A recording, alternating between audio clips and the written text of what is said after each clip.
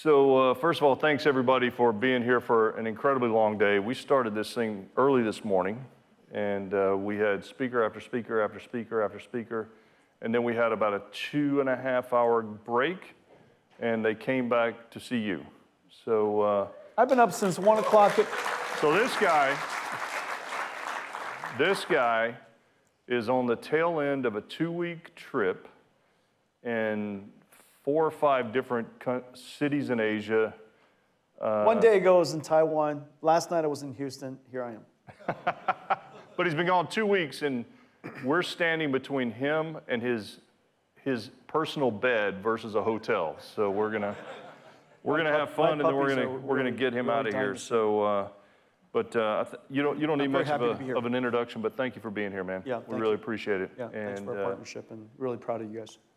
So let's start with that. We have had a partnership, and you introduced this whole concept of AI factories, and we're working on this together.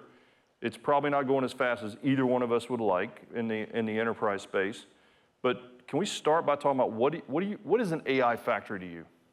So first of all, remember, we're reinventing computing for the first time in 60 years.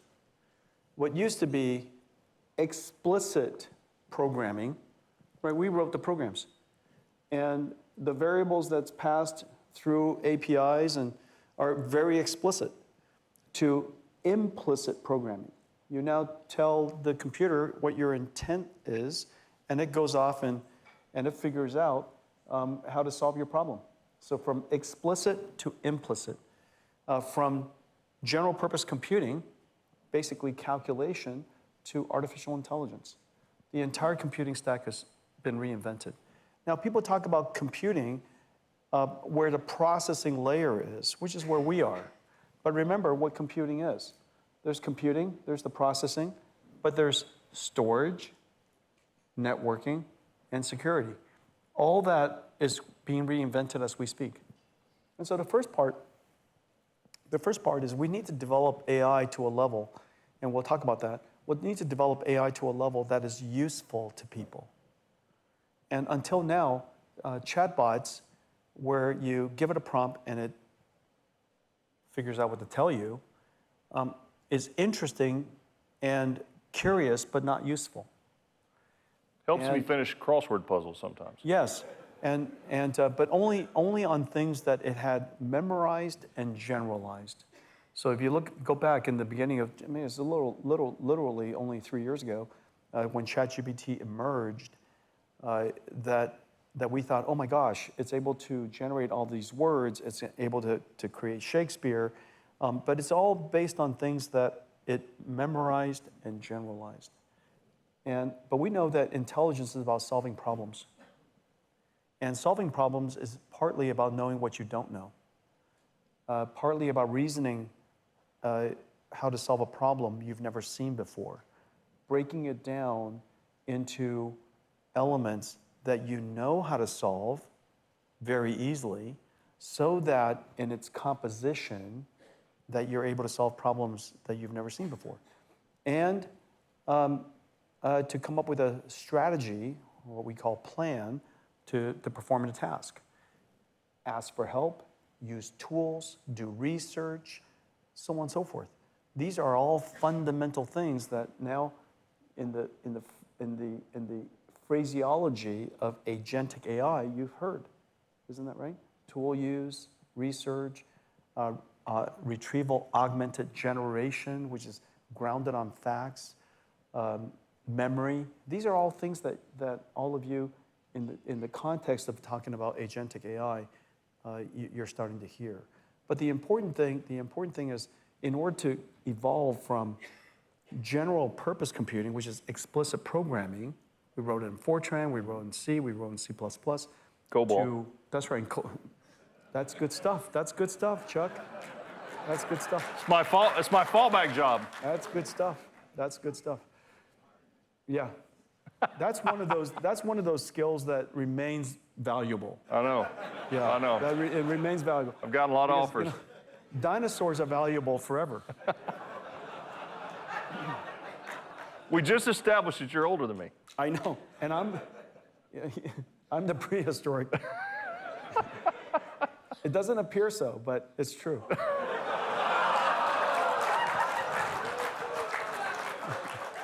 All right, that was pretty good.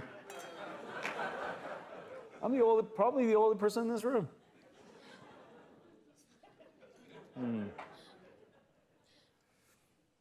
So Jensen, let's talk a little bit about, like, as you think about the And so here we are.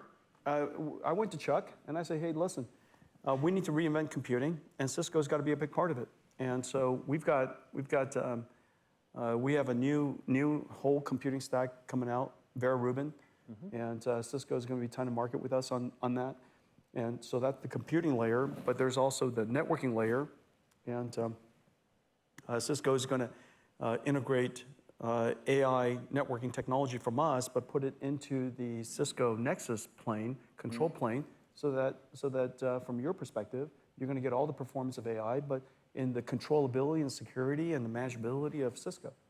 We're going to do the same thing with security, and so each one of these pillars has to be reinvented so that enterprise computing could take advantage of it. But ultimately, and we'll come back to this hopefully, that why is it that enterprise AI wasn't ready 3 years ago, and why it is that you have no choice but to get engaged as quickly as you can. Okay, don't fall behind. I think you don't have to be the first company to take advantage of AI, but don't be the last. Yeah. So if you're an enterprise today, what's your recommendation on the first, second, third step they should take to begin to get ready? Well, I get questions like things like ROI, and I wouldn't go there. And the reason for that is because with all technology deployments in the beginning, it's hard to put into a spreadsheet the ROI of a new tool, a new technology. But what I would do is I would go find out what is the essence of my company, what's the most impactful work that we do in our company. Don't mess around. Don't mess around with peripheral stuff. I mean, in our company, we just let 1,000 flowers bloom. The number of different AI projects in our company it's out of control, and it's great. Notice I just said something. It's out of control and it's great. Innovation is not always in control. If you want to be in control, first of all, you got to seek therapy. But second, it's an illusion. You're not in control. If you want your company to succeed, you can't control it. You want to influence it. You can't control it. And so I think number one, too many people want it. Too many companies I hear they want it explicit. They want it specific. They want demonstrable ROI. And showing the value of something worth doing in the beginning is hard. But what I would do, what I would say is that let 1,000 flowers bloom, let people experiment, let the people experiment safely. And we're experimenting with all kinds of stuff in the company. We use Anthropic, we use Codex, we use Gemini, we use everything. And when one of our groups says, I'm interested in using this AI, my first answer is yes, and I'll ask why. Instead of why, then yes. I say yes, then why. And the reason for that is because I want the same thing for my company that I want for my kids. Go explore life. They say they want to try something. The answer is yes. And then they say, how come? You don't go, prove it to me. Prove to me that doing this very thing is going to lead to financial success or some happiness someday. Prove to me. And until you prove it to me, I'm not going to let you do it. We never do that at home. But we do it at work. Do you know what I'm saying? Yeah. It makes no sense to me. And so the way that we treat AI and whether it's AI or the internet before or cloud before, just let 1,000 flowers bloom. And then at some point, you have to use your own judgment to figure out when to start curating the garden. Because 1,000 flowers bloom makes for a messy garden. But at some point, you have to start curating to find what's the best approach or what's the best platform, so that you could put all your wood behind one arrow. But you don't want to put all your wood behind one arrow too soon. Yeah. You picked the wrong arrow. So let 1,000 flowers bloom. At some point, you curate. And so I haven't started curating yet, just to put it in perspective. I've got 1,000 flowers bloom everywhere, but I encourage everybody to try. However, I know exactly what is most important to our company. Of course I do. What is the essence of our company? What are the most important work of our company? And I make sure that I've got a lot of expertise and a lot of capability focused on using AI to revolutionize that work. In our case, chip design, software engineering, system engineering. Notice, you might have noticed that we partnered with Synopsys and Cadence and Siemens and today Dassault so that we could insert our technology and infuse as much technology as they want, whatever they want. Whatever they need, I will provide, so that I could revolutionize the tools by which we use to design what we do. Mm-hmm. We use Synopsys everywhere. We use Cadence everywhere. We use Siemens everywhere. We use Dassault everywhere. I will make sure that they have 1,000% of whatever they want, so that I have the tools necessary so I could create the next generation. And so that tells you something about how my attitude about what's most important to me and what I will do to revolutionize my own work. Think about what AI does. AI reduces the cost of intelligence or create the abundance of intelligence by orders of magnitude. That's another way of saying what we used to do that takes 1 unit at a time. Now, what we used to take a year could take a day now. What we used to take a year could take an hour. It could be done in real time. And the reason for that is because we are in the world of abundance. Moore's law, goodness gracious, that was slow. That's like snails. Remember, Moore's law was 2 times every 18 months, 10 times every 5 years, 100 times every 10, okay? But where are we now? 1 million times every 10 years. In the last 10 years, we advanced AI so far that engineers said, hey, guess what? Why don't we just train an AI model on all of the world's data? They didn't mean, let's just collect all the data from my disk drive.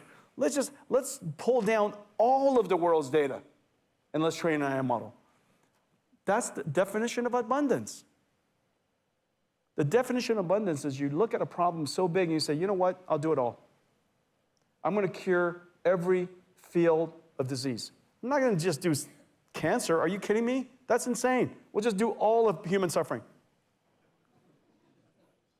That's abundance. When I think about engineering, when I think about a problem these days, I just assume my technology, my tool, my instrument, my spaceship is infinitely fast. How long is it going to take for me to go to New York? I'll be there in a second. So what would I do different if I can get to New York in a second? What would I do different if something used to take a year and then now takes real time? What would I do different if something, used to weigh a lot and now it's just anti-gravity? And so you approach everything with that attitude. When you approach everything with that attitude, you are applying AI sensibility. Does that make sense? For example, there are many companies that we're working with where the graph analytics, the dependency, the relationships and dependencies that, these graphs, they have so many edges, so many nodes and edges, trillions of them. Back in the old days, you would process a graph, small pieces of it. These days, just give me the whole graph. How big is it? I don't care. That sensibility is being applied everywhere. If you're not applying that sensibility, you're doing it wrong. If speed matters, not at all. You're at the speed of light. If mass is, you're at zero weight, zero gravity. If you're not applying that logic, if something is it's insanely hard to you in the past, and you go, doesn't matter. If you're not applying that logic, you're not doing it right. Now imagine you apply that logic, that sensibility, to the hardest problems in your company. That's how you're going to move the needle. And that's how they all think now. The people who are, if you're not thinking that way, all you have to do is just imagine your competitors thinking that way. If you're not thinking that way, just imagine a company who is about to get founded is thinking that way. It changes everything. And so I would go find where are the most impactful work in your company, apply infinity to it, apply 0 to it, apply the speed of light to it, and then ask Chuck how to make that happen.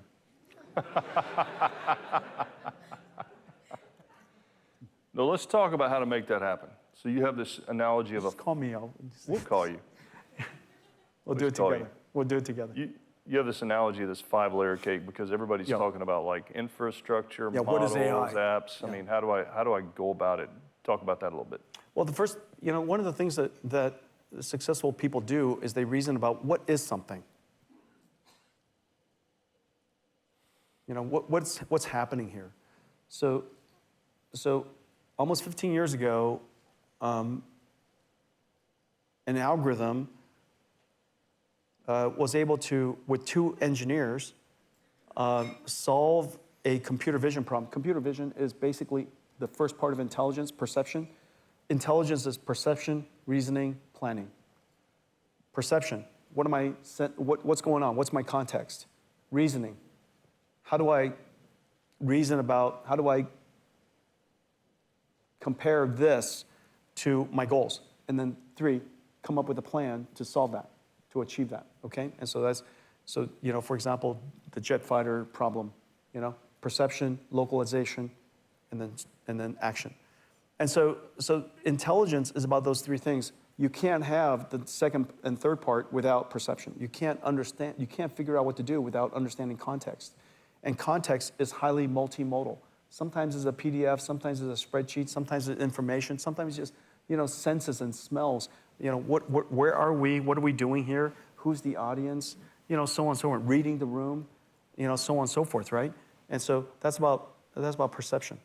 And so about 13, 14 years ago, we made a huge, gigantic leap in computer vision, which is the first layer of the perception problem. And it was super hard. How do you solve computer vision? And AlexNet and the first breakthrough that we saw, it was kind of like the first contact. I love that movie, The First Contact. It was like our first contact to AI. And the thing that we did was we said, okay, what does that mean?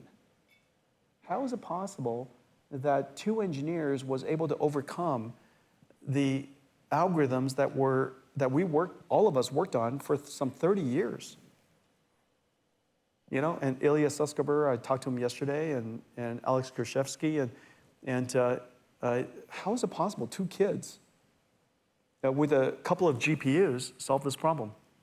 What does it mean? And so we broke it all down, and I reasoned about it a decade ago. And I came to the conclusion that, in fact, most of the hard problems in the world that can be solved this way. And the reason for that is most of the hard problems in the world, most of the valuable problems have no principled algorithms. There's no F equals ma. There's no Maxwell's equation. There's no Schrodinger's equation. There's no Ohm's law. It just doesn't exist. There's no law of thermodynamics. It's not that specific. Most of the valuable things that we call intuition and wisdom, and it's all, the problems that, Chuck, the type of problems that you and I get, the answer is, it depends. Do you know what I'm talking about? If it was 3, it'd be great. If it was 3.14, it'd be fantastic. Okay? Those are the great ones. But most of the hard problems in life, most of the valuable problems in life it depends. Because it depends on the context. It depends on the circumstance, context. And so 12 years ago, 13 years ago, something like that, computer vision was solved. And so we reasoned that, in fact, this could be scalable because of deep learning, and you could make the models larger and larger, and there was only one problem we had to solve, which is how do we train that model? And the big breakthrough was self-supervised learning or unsupervised learning. AI is that goes and learns by itself. And notice today, we're not limited by labeling anymore. We're not limited, not even close. And so that breakthrough opened up the floodgates for us to scale these models from a few hundred parameters, a few 100 million parameters, to billions to trillions. And the amount of knowledge we can codify, the number of skills we can learn algorithmically, really largely exploded. But the basic approach was the same. And we reasoned that, in fact, we're going to reinvent, and which is the beginning of our conversation, we're going to reinvent computing altogether from explicit programming to a new way of doing computing where the models, the software will be learned. Now what happens, what does that mean? If you take another step back and you go, okay, what does that mean to the computing stack? What does it mean to how you develop software? What has happened to the engineering organization in your company? What happens to the product marketing team that specifies the product? What happens to the engineering team that codifies the product? What happens to the QA team that evaluates the product? What do these products even become someday? How do we deploy the product? How do we keep it up to date? If you're learning it, if it's based on machine learning, how do you keep it refreshed forever? How do you patch software? And so how do you, so on and so forth. The number of hows I asked about the future of computing, it must have been 1,000 questions. And I came to the conclusion, our company came to the conclusion that this is going to change everything. And so we pivoted the whole company based on that core belief.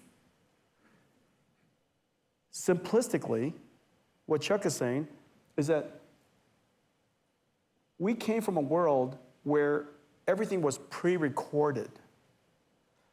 The software that Chuck worked on really good stuff. It ran a very long time, just for the record. It was, indeed, and it was described in Hebrew. That is true.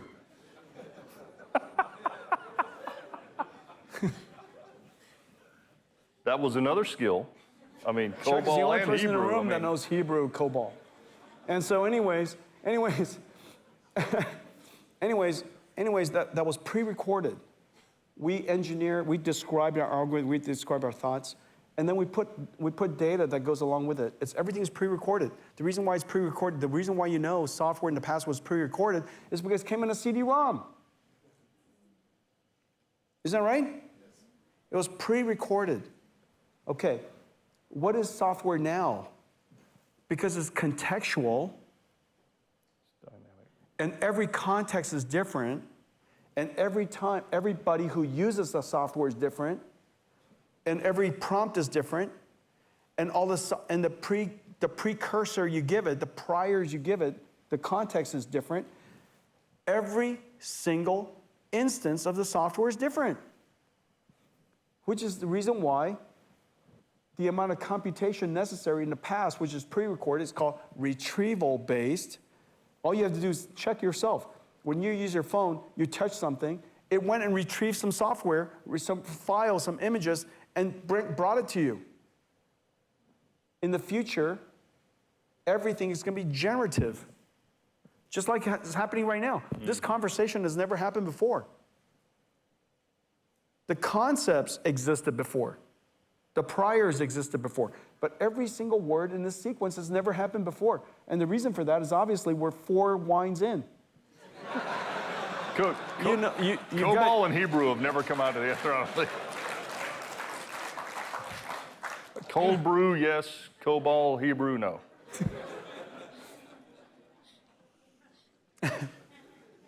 Thank goodness this is not on campus. Or being streamed. Yeah, yeah. All right, let's. Do you understand what I'm saying? And so, as a result. Do you understand what you're saying?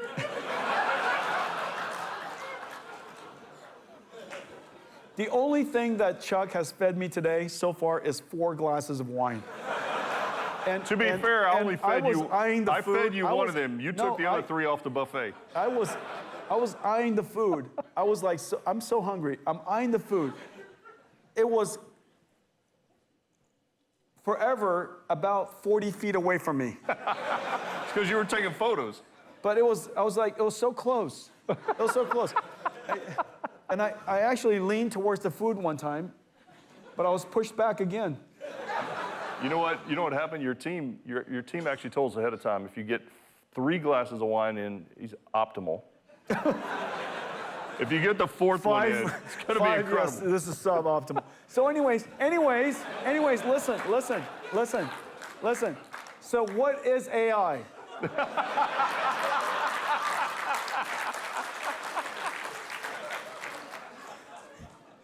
We have to leave some wisdom behind. Can we get another glass of wine, please? This is not just Dave Chappelle stuff. Okay, let's talk some about something. Let's talk about one other thing. energy. That. Chips. Energy sounds good. Energy, chips, infrastructure, both hardware and software, then the AI model, but the most important part of AI is applications. Every single country, every single company, all that layer underneath is just infrastructural stuff. What you need to do is apply the technology. For God's sakes, apply the technology.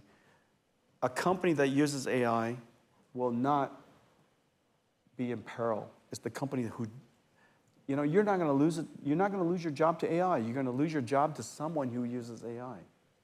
So get to it. That's the most important thing. Yeah. And call Chuck as soon as possible. You call me, I'll call him. Yeah. Got it. So we don't have a lot of time, so I'm not sure. We got all the time in the world. Do we?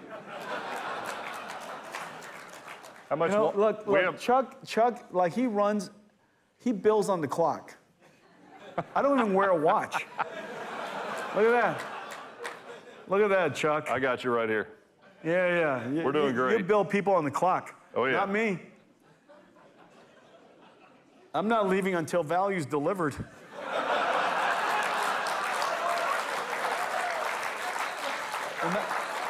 See, if it takes all night, I'm not. Hey, look, I'm going to torture all of you until. Jensen, that's why guys like me need a watch. All right, can you? Until you could say that you learned something, you are going to be trapped in here. Yeah. We're going to torture everybody until value is delivered.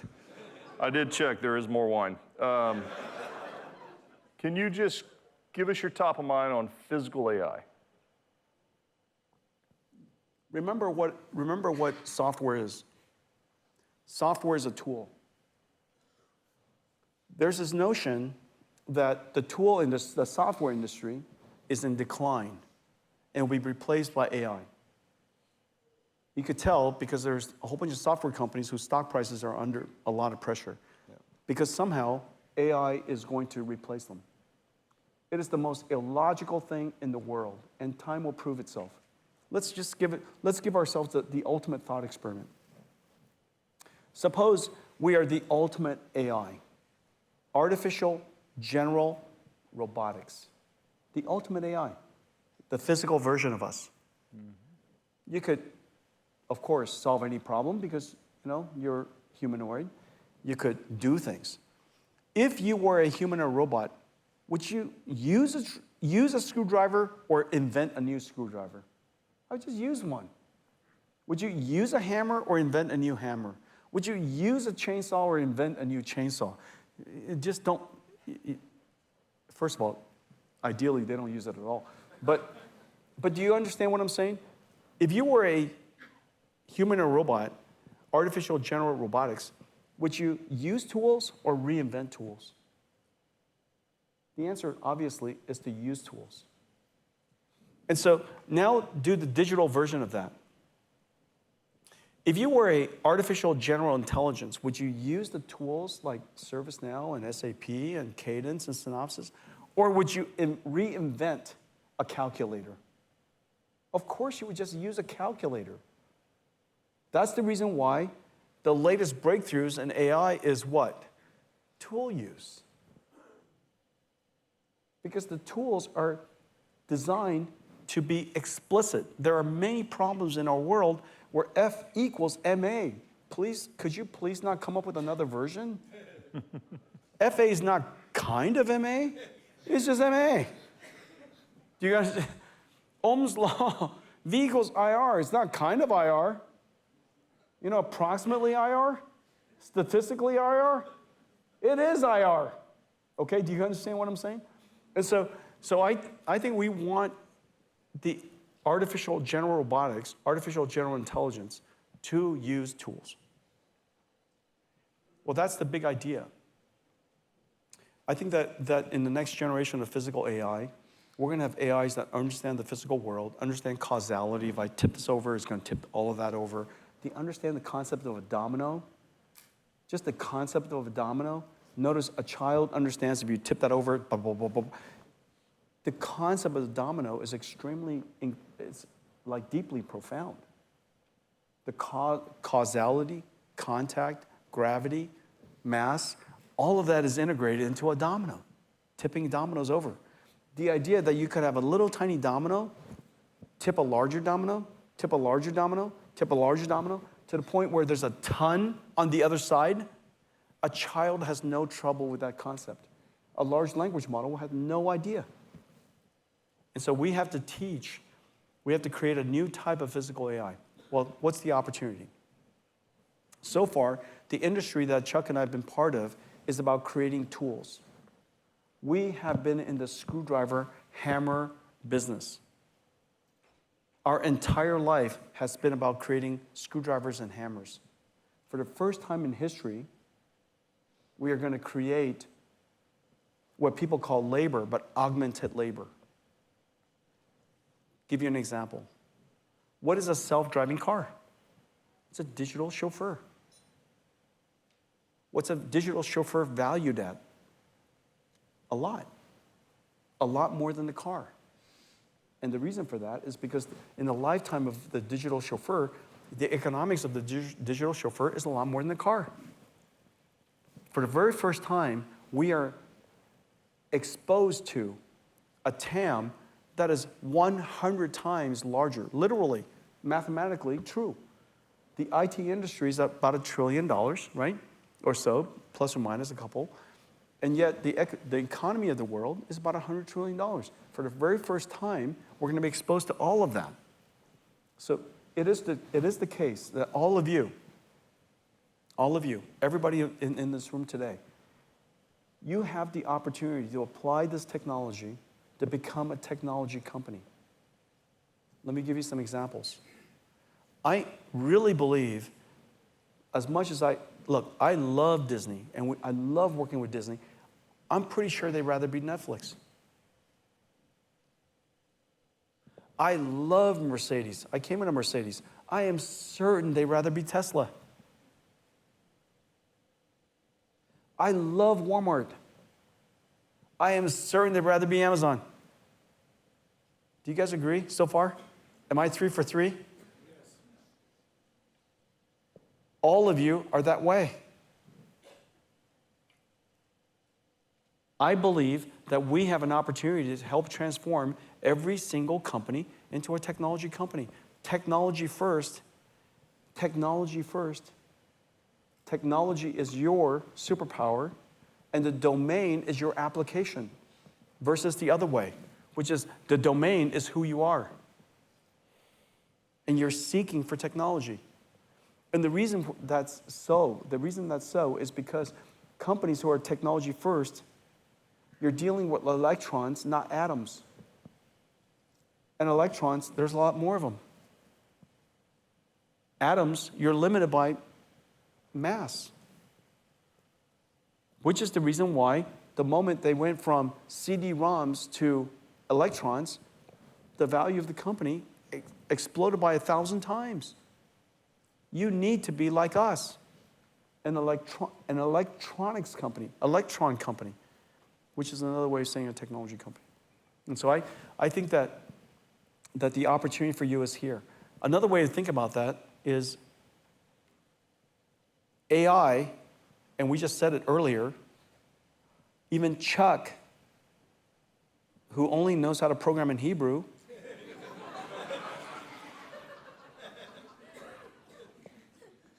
it's a gift. his instrument choice is a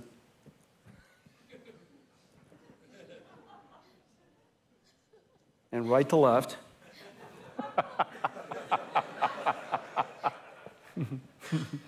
Because, as you know, it smears otherwise. It is pretty smart, actually. Smart people do smart things. Yeah. And so the beautiful thing is that, as you know, the programming language of the world, and for all of your companies, you kind of feel like, oh my gosh, software is not our strength. But knowledge, intuition, domain expertise is your strength. Well, you now for the first time can explain exactly what you want to a computer in your language. Do you remember where we started? From explicit programming to implicit programming? For the first time in history, you could program a computer implicitly. Just tell it what you want. Tell it what you mean, and the computer will write the code.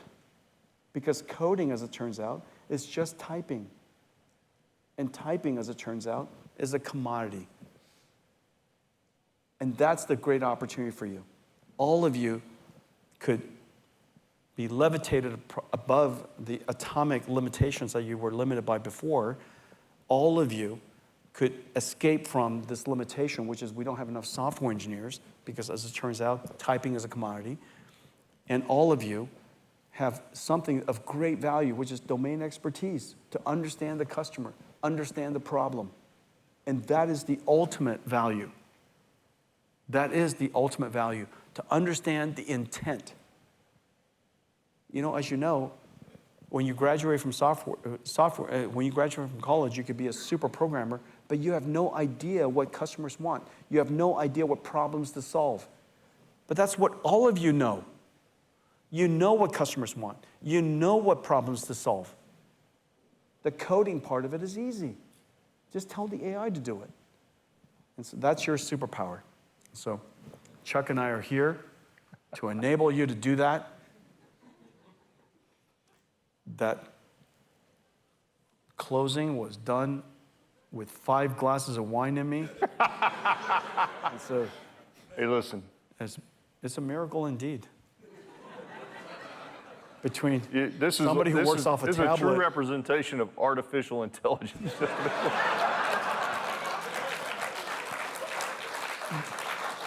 Or maybe it's enhanced, Chuck, enhanced intelligence. I just want to tell you that it's a great pleasure working with all of you. Cisco, as you know,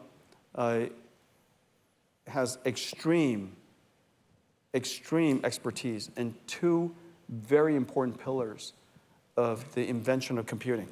Without Cisco, there is no modern computing. One of them is, of course, networking, and the other one is security. And both of those pillars have been reinvented in the world of AI.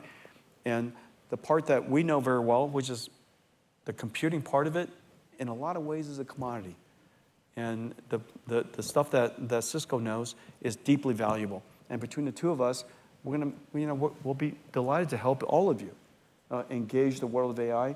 And then somebody asked me earlier, and I just said, I think it's worth repeating.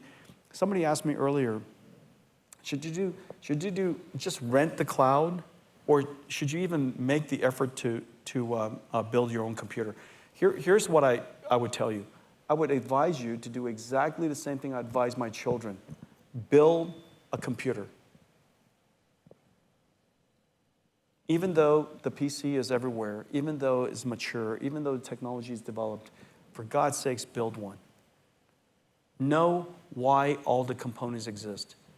If you were to be in the world of the automobile industry, the transportation industry, don't just use Uber. For God's sakes, lift the hood, change the oil, understand all the components. For God's sakes, understand how it works.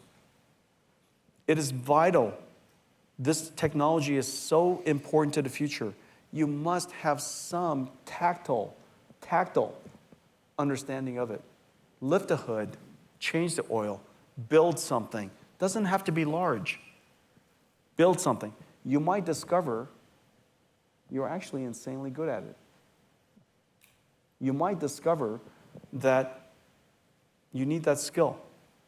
You might discover that the world is not about all rent versus all own, that you want to rent some and own some, because some part of your company should be built on-prem. For example, sovereignty and proprietary information, and you're not comfortable. You're not comfortable sharing your questions with everybody. You know the reason why This is a conceptual example. You know that when you go see a therapist, you don't want the questions to be online. You know what I'm saying, okay? I'm imagining this one, okay? Hypothetical. And so hypothetically, I think that a lot of questions you have, a lot of conversations you have, a lot of dialogue, a lot of uncertainties you have ought to be kept private. Companies are the same way. I am not confident, I am not secure about putting all of NVIDIA's conversations in the cloud, which is the reason why we build it locally. We've built a super AI system locally because I'm just not confident to share that conversation. Because as it turns out, the most valuable IP to me is not my answers, they're my questions. Are you following me?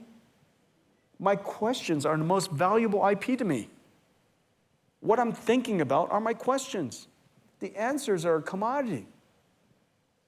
If I simply knew what to ask, I'm identifying what's important. And I don't want people to know what I think is important. And I want that to be in a small room. I want that to be on-prem. I want that to be by myself. And I want to create my own AI. And then one last thought. Since it's already 11 o'clock. One last thought. There was an idea that AI should always have human in the loop. It's exactly the wrong idea. It's backwards. Every company should have AI in the loop. And the reason for that is because we want our company to be better and more valuable and more knowledgeable every single day. We never want to go backwards. We never want to go flat. We never want to start from the beginning, which means that if we have AI in the loop, it will capture our life experience.